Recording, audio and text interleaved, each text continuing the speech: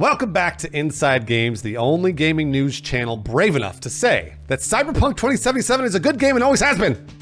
Yeah, damn right. We said it back in February when we launched the channel. We're saying it again now. It's actually the reason we launched this channel, because we thought Cyberpunk got a rough shake. But yes, you can now behold our bravery, because as the months go by, I don't know how smug to be about this, but Bruce, I think we might have been proven right.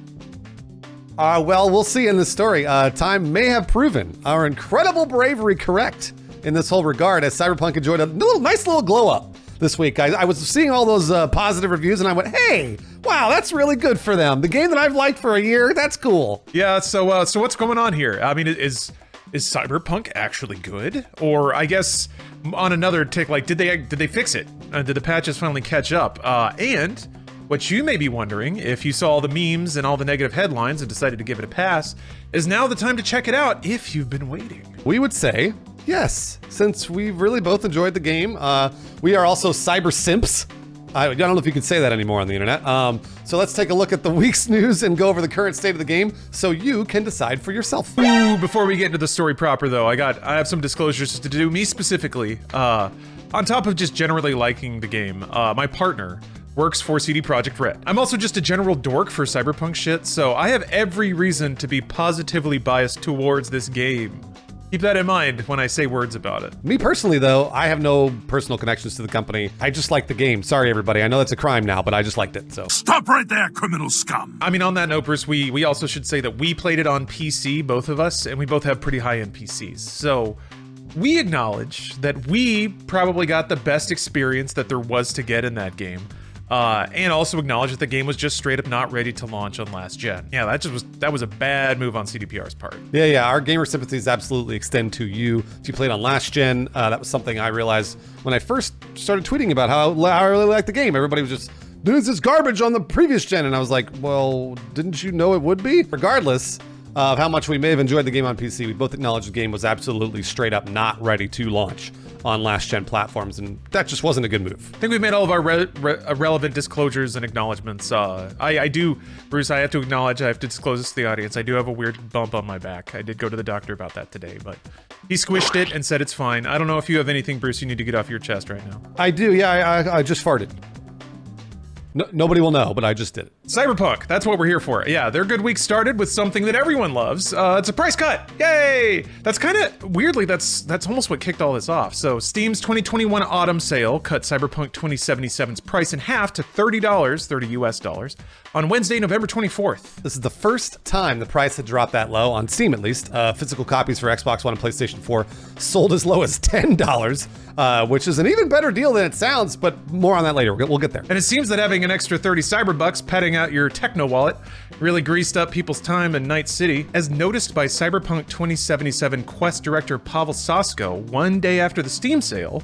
The game not only charted on Steam's top sellers list, but a surge of positive reviews boosted the game's recent review status to very positive on Steam. By all appearances, a whole crew of new people purchased the game and enjoyed what they played. So much so that they left over 20,000 glowing reviews on Steam. That's a very strong indication that the game is finally fixed, in big quotes. Don't you think, Lawrence? I mean, it seems that way. Although to be fair, and I hope we do a good job of this, of qualifying our own shilling for the game. It is on PC, and that was always the lead platform. It was in the best shape on that platform, so it makes sense that people playing it would have a good time on that platform. The game has received several patches on all platforms in the just about a year since its release on December 10th, 2020. If new players on PC find the experience, quote, very positive now, it at least implies the experience is more up to standards on consoles than it used to be. Yeah, so with that in mind, patch-wise, where is Cyberpunk 2077 right now? This is a great question, Lawrence, and I'm so glad you did all this research because I was really wondering, at least for console. So the most recent patch, 1.31, landed September 14th, which was basically a series of hot fixes for patch 1.3 in August, which contained hundreds of fixes and improvements. So if you want to give your scrolling finger a workout, read through the patch notes. There's a lot in there. At least CDPR has been busy. They've been really trying to get this game up to snuff. Busy fixing the game that should never release. Is so broken in the first place, Bruce. Sometimes when I'm writing the script and I finish a sentence, like the YouTube comment snaps into my mind in crystal clarity. So feel free to leave that comment if you want. But there, I just want you to feel heard, people in the comments. Well, CDPR also included some goodies to turn that frown right upside down. Those comments make it positive. Patch 1.3 included the game's first free DLC. Though it's not likely to blow your cyber socks off. You get a new jacket. It's shiny. Okay, all right, a new car. Also red. And a much more emo look for Johnny. I actually kind of like the new look. Even though he looks like more of a douche, which he is a douche, so it works out. It's clear their focus here has been more on bug fixing and stability improvements than making free content, which is absolutely the right call. When the bug fixes are like 200 long and it's just like, and a new car.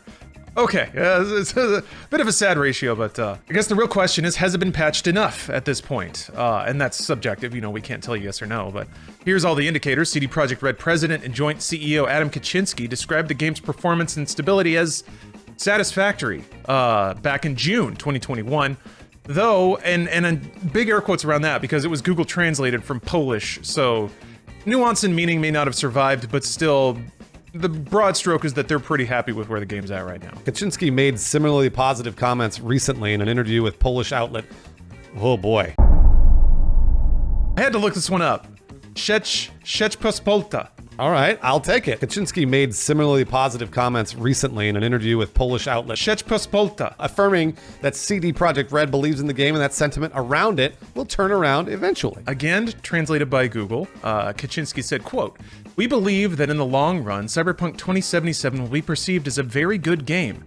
And like our other titles, it will sell for years, especially as the hardware gets more powerful over time and we improve the game.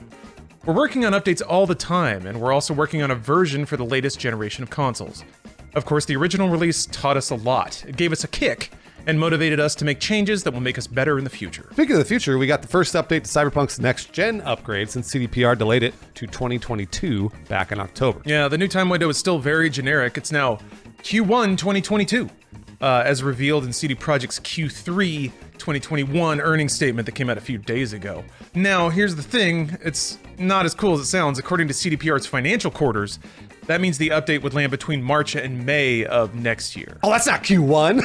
Fuck. It's their Q1, but yeah. Yeah, that's a bummer for no other reason than it'd really be cool to see the game updated sooner rather than later. Although it's possible there will be more updates, patches, DLC released before the next gen update. So hopefully we'll see some of those. Yeah, they never said the next gen upgrade will be the next one, just that that's when it's coming out. So who can say?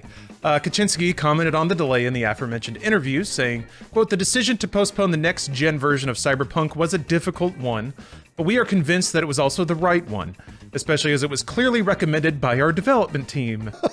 All right. I agree. All right. Continuing the quote, "We need additional time to refine the game's visuals and performance so that the quality is as high as possible throughout the game." Given how the launch of Cyberpunk 2077 went, I think we can all agree a delay is the right call. But here's the weird follow-up. A delay for what? What is the update going to be? What is it for? It's funny you bring that up because CDPR has not talked at all about future patches or the next-gen update. All we know is that the next-gen upgrade will be free to existing owners of Cyberpunk 2077 because CDPR told us all that in mid-2020 and then again in June 2021.